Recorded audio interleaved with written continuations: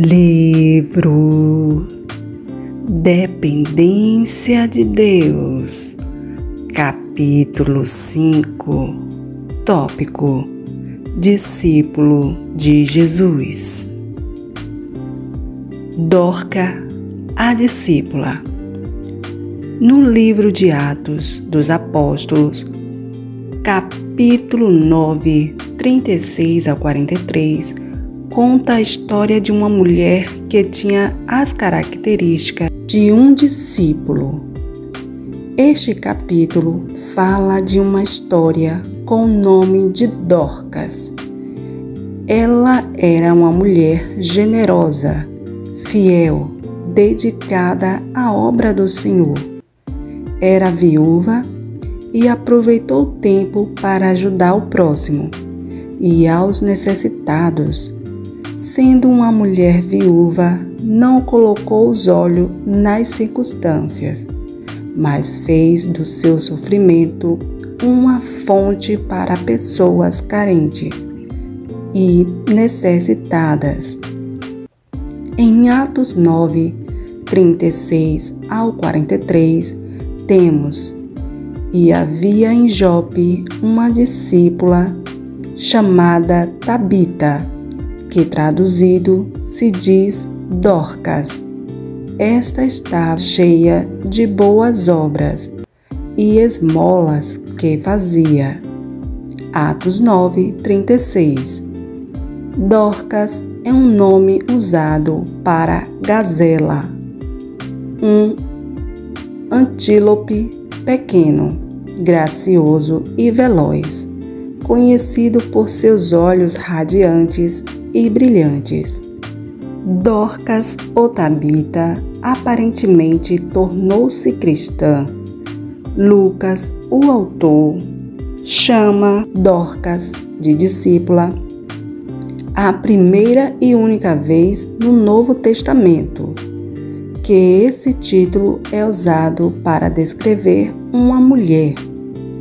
Ela vivia em Jope, uma bela cidade situada na costa mediterrânea, a 56 quilômetros de Jerusalém.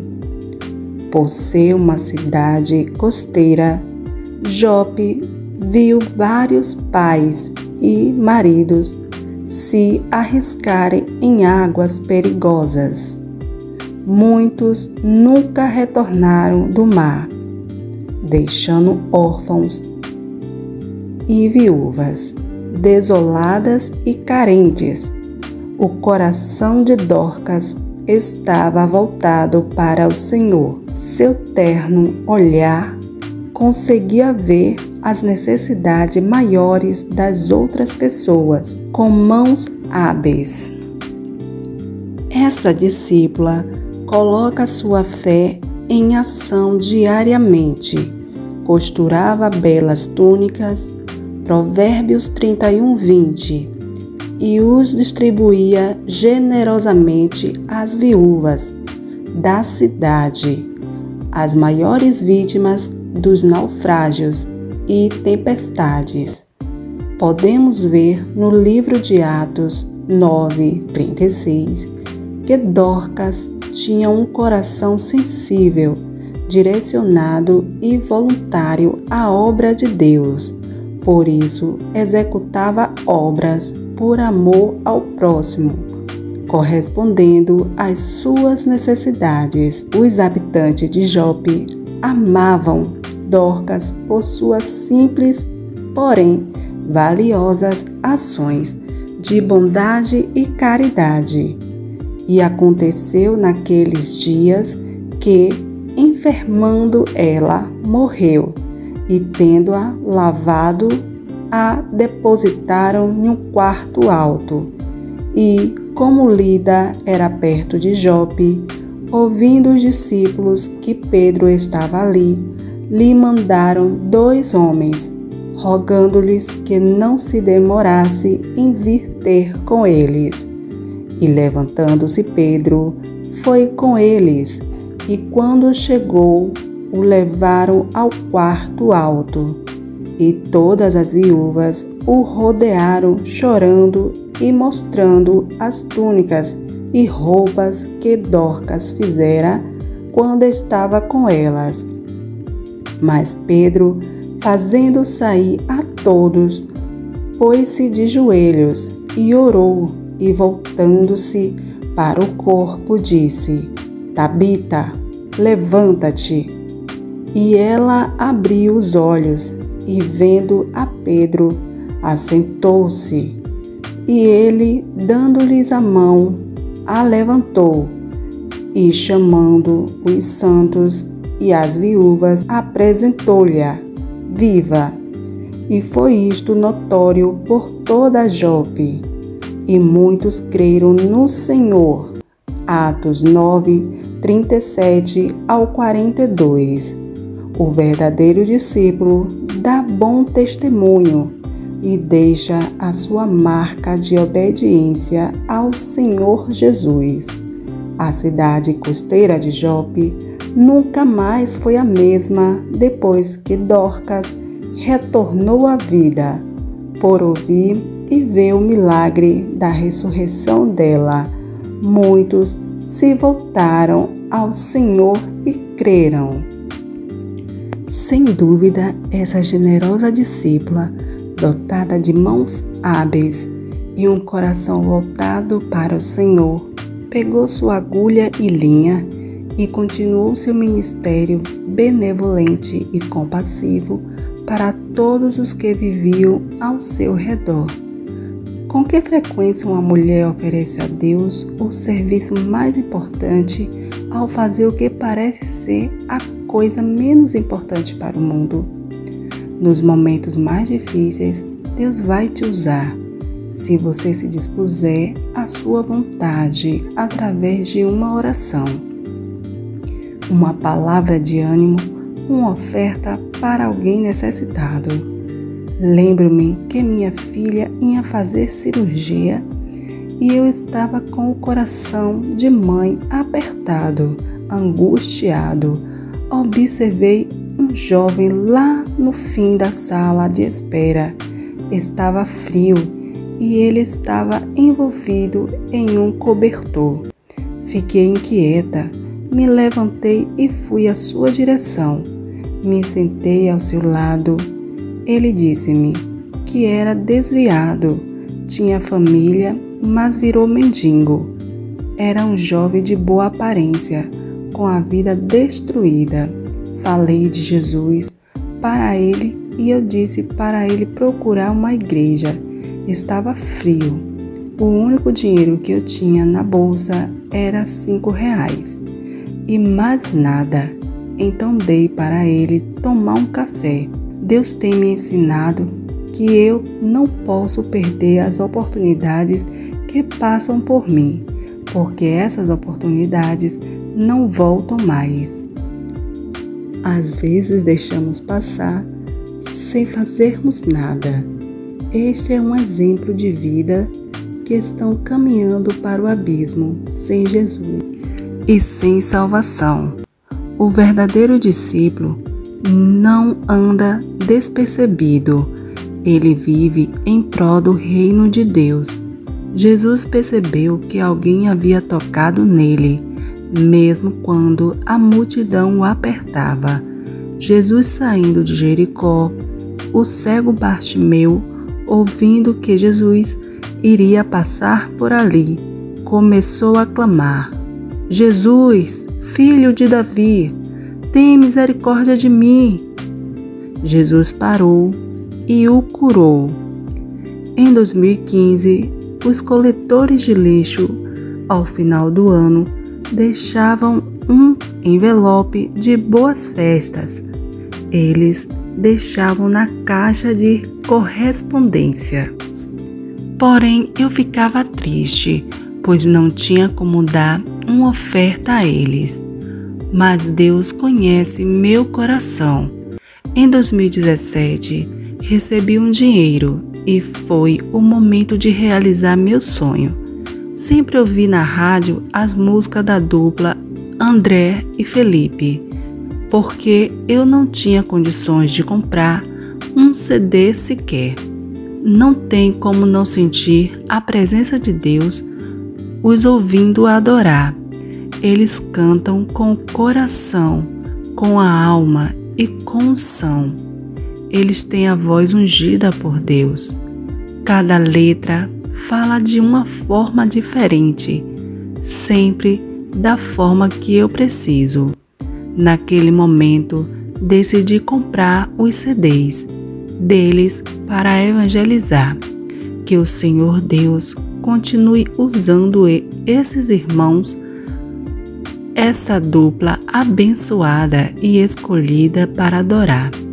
Deus abençoe com bênçãos infinitas André e Felipe. Comprei os CDs não somente para os coletores, como também para outras pessoas. Dei uma Bíblia e uma oferta para cada um junto com o CD.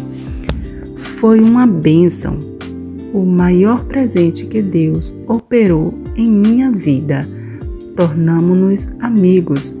Faça a obra do Senhor conforme as tuas forças. Ele te conhece e sabe das tuas necessidades. Conhece o desejo do teu coração. Apocalipse 3:8. Eu sei as tuas obras. Eis que diante de ti pus uma porta aberta e ninguém a pode fechar. Tendo pouca força, guardou a minha palavra e não negaste o meu nome. Quando recebi essa palavra, eu morava de favor, não tinha recursos financeiros. Meu marido trabalhava de vendedor de roupas, mas nunca conquistamos nada. Mas dentro dessa situação, encontrei forças em Deus para evangelizar, orar pelas pessoas, dar uma palavra de ânimo. Orava também pelo meu marido e por minha família. Um dia estava voltando para casa e passei pela praça que ficava em frente à casa que eu morava. E conforme eu dava os passos, fui observando uns mendigos chegando à praça. Eles sentaram nos bancos e o sol estava se pondo. Era tarde. Entrando em casa, conversei com meu marido sobre essa situação dos moradores de rua e sugeri fazermos uma marmita para cada um, e ele concordou. Fiquei feliz e preparei com carinho aquelas marmitas e levei para eles. Sabe, é o momento, não deixe passar a oportunidade. Não existe alegria e satisfação maior do que fazer o bem para o próximo. Em 2017, em um sábado, meu marido e eu estávamos fazendo o almoço. Ele estava me ajudando e alguém chamou no portão. Meu filho foi atender e era a vizinha do quarteirão. Eu nunca havia conversado com ela, mas recorreu a nós para pedir um favor, ligar a moto dela. Como ele não conseguiu e o irmão estava dormindo, meu filho a dispensou. Saí para ver se a mulher tinha resolvido o problema da moto e a vi reclamando para sua mãe e olhando para os lados, procurando alguém que pudesse ajudá-la. Essa situação mexeu comigo. Entrei e fui até meu marido e disse a ele que, por ser homem de Deus, generoso, não poderia negar um favor. Pedi que fosse até lá e tentasse resolver o problema dela. Ele foi e conseguiu. Era algo simples, mas que ela não conseguiu solucionar. O que aprendi com isso? Que fazer o bem, ser generoso, nos traz uma alegria imensa. Saber que alguém foi beneficiado com a nossa atitude é uma bênção.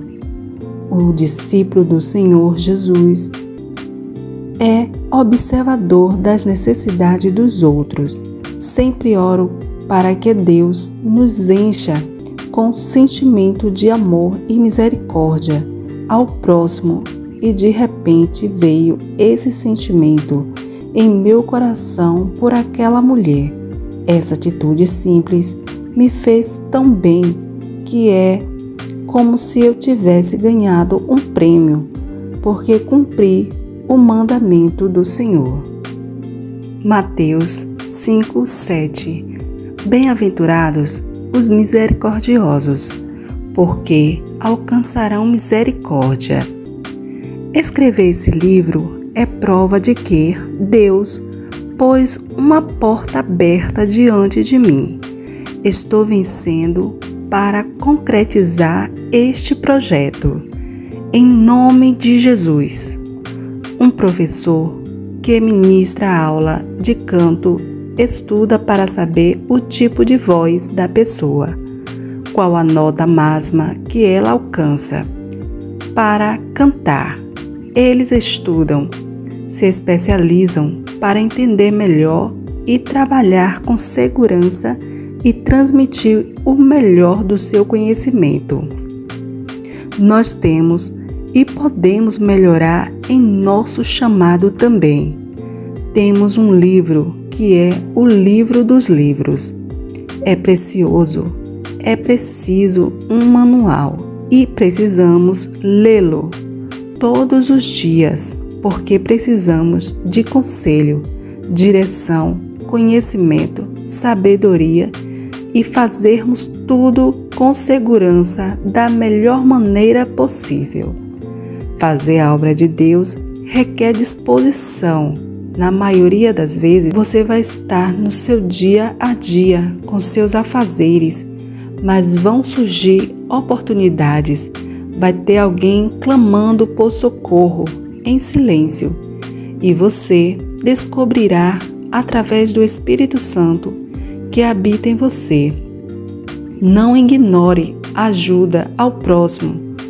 Por mais insignificante que pareça, as tuas atitudes ou palavras podem custar uma vida. Valorize as oportunidades que Deus coloca à sua frente. Pense nisso. Eu tinha retirado a vesícula e estava em repouso, mas queria resolver meus negócios. Então fui ao supermercado e passei em uma papelaria para comprar canetas e um caderno para escrever este livro. Estávamos eu e minha filha, e dessa vez a visão foi dela. Confesso que naquele momento eu não havia percebido um senhor morador de rua assentado na praça. Minha filha falou para eu olhá-lo, pois achava que ele estava com fome. Olhei, ele estava cabisbaixo. Aproximei-me e falei de Jesus para ele. Ele aceitou Jesus. O aceitou como Senhor e Salvador de sua vida e oramos para que o bom Deus escrevesse seu nome no livro da vida. Seu nome era Osvaldo. Dei um dinheiro para que comprasse uma marmita, pois havia um restaurante bem em frente à praça. Aquele dia para mim foi especial, porque aquele idoso confessou Jesus como seu único Salvador. Minha filha, que tem chamado missionário, percebeu de longe aquele Senhor que precisava ouvir a palavra de ressurreição. Jesus morreu por nós, ressuscitou para que tenhamos vida e a tenhamos em abundância. Naquele dia, saí com minha filha para resolver meus interesses e de repente deixei os meus de lado e olhei para o próximo. Dei aquele dinheiro para ele e voltei para casa para buscar mais dinheiro para ir ao supermercado. Seguir Jesus é deixar a tua vontade para fazer a dele.